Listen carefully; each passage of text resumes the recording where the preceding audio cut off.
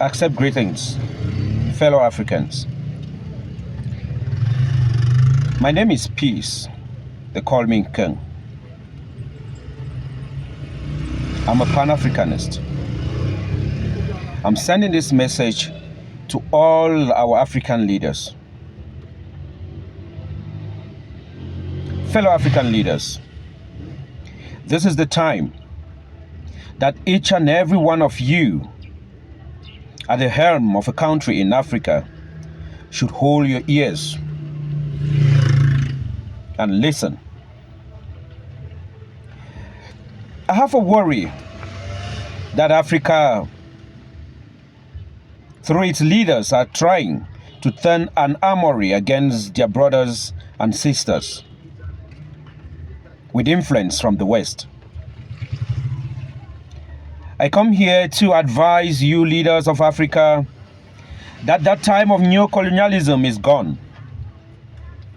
And it is but normal that at such a moment when we are in this era, in 2023, we must collectively behave as each and everyone's keeper. While will you, as an African leader, accept that someone from the West comes out and gives you orders as to how and what you have to do in your continent? I have a fear that we are being pushed by egoistic reasons towards turning our guns to face our brothers and sisters. This is not the time. This is not the time for any Africa or any African to look at his or her neighbor with wickedness. All this had been planned from time immemorial. Reason I say so is because I want us to look at the war, the ongoing war that's going on in Ukraine, between Ukraine and Russia. They have tried, they have tested their weapons, they have tried to even lure their own citizens and their own leaders to accepting the NATO BRICS war. But it hasn't worked. They have tried to convince their leaders to accept to attack Russia in the name of a Ukraine fight. It hasn't worked. The citizens of Europe, NATO countries, have told their leaders that it is out of place for their leaders to go to war when they have pertinent crises that lure their nations. The NATO have tried to wage a war against Russia, and the plan at the beginning was for them to use Ukraine as a battling ground to test their armories. It didn't work. Now they are turning to Africa. African leaders, be warned. African leaders, please take note. I'm advising all of you African leaders to not accept what the West is trying to push as an agenda to send us Africans to war. It is not the time. There is no reason why any one of us Africans should turn our weapons against our brothers or against our sisters.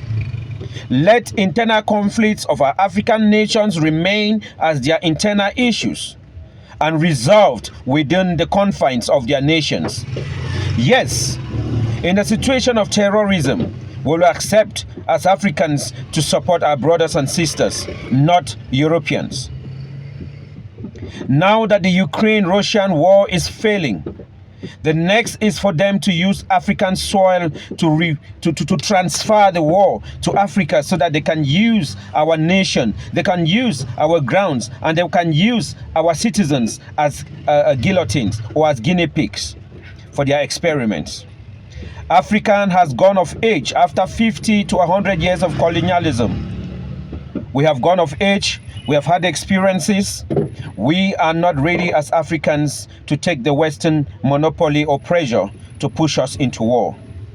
I hereby call on all my African brothers and sisters, all our leaders, to not accept what is going on in the West to come to Africa. Because if we dare accept that this crisis, that African leaders through the ECOWAS go into Niger to fight the ongoing internal crisis in Niger, we are only opening an avenue for the West to come in and use all their dilapidated war armoury to test them in our African soil. And it is our African brothers and sisters who will be suffering. It is our nations that will go famine. Hunger, pain will come to Africa. As a Pan-Africanist, I am pleading with you, our African leaders, to not accept to turn an armoury against our brothers and sisters. Let the West come and negotiate with Africa and do business with Africa and be able to work as a brother's keeper. If they want to do business with Africa, they should come clearly and negotiate with African countries, because it is no longer the time where we sold our brothers and sisters in slavery.